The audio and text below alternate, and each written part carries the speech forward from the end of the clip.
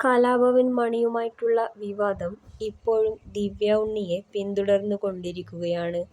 Social media അധികമൊന്നും സജീവമല്ലാത്ത കാലത്തായിരുന്നു ദിവ്യ ഉണ്ണിക്കെതിരെയുള്ള ഈ വിവാദം ഏറെ ചർച്ചയായിരുന്നത്. പിന്നീട് അതിനെക്കുറിച്ചുള്ള വാർത്തകളൊന്നും സോഷ്യൽ മീഡിയയിൽ കണ്ടിരുന്നില്ല.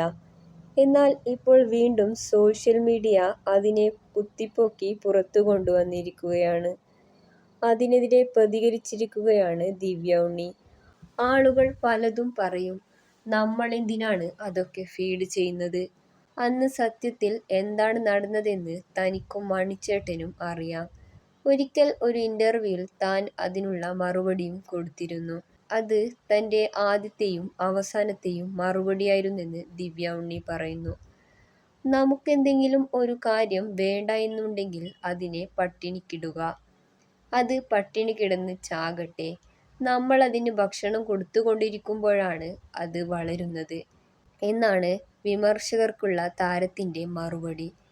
ഇപ്പോൾ ഗിന്നസ് റെക്കോർഡിലേക്ക് കടക്കാനുള്ള തയ്യാറെടുപ്പിലാണ് ദിവ്യ ഉണ്ണി. അതുമായി ബന്ധപ്പെട്ട് കേരളത്തിലെത്തിയിരിക്കുകയാണ് ദിവ്യ. ഈ മാസം 29-നാണ് 12,000 ഭരതനാട്യം നർത്തകർ അണിനിരക്കുന്ന ഒരു വലിയ ഇവന്റ് പ്ലാൻ ചെയ്തിരിക്കുന്നത്. നർത്തകിയെന്ന നിലയിൽ താനും അതിന്റെ ഒരു ഭാഗമാകുന്നുവെന്നാണ് താരം പറയുന്നത്. ബാലതാരമായിട്ടായിരുന്നു ദിവ്യ ഉണ്ണി അഭിനയ രംഗത്തേക്ക് കടന്നു വന്നത്. ദിലീപിന്റെ നായികയായി കല്യാണ സൗഗന്ധികം എന്ന ചിത്രത്തിലൂടെയാണ് താരം ആദ്യമായി നായിക കഥാപാത്രത്തെ അവതരിപ്പിക്കുന്നത്. പിന്നീട് നിരവധി ചിത്രങ്ങളായിരുന്നു താരത്തെ തേടിയെത്തിയത്.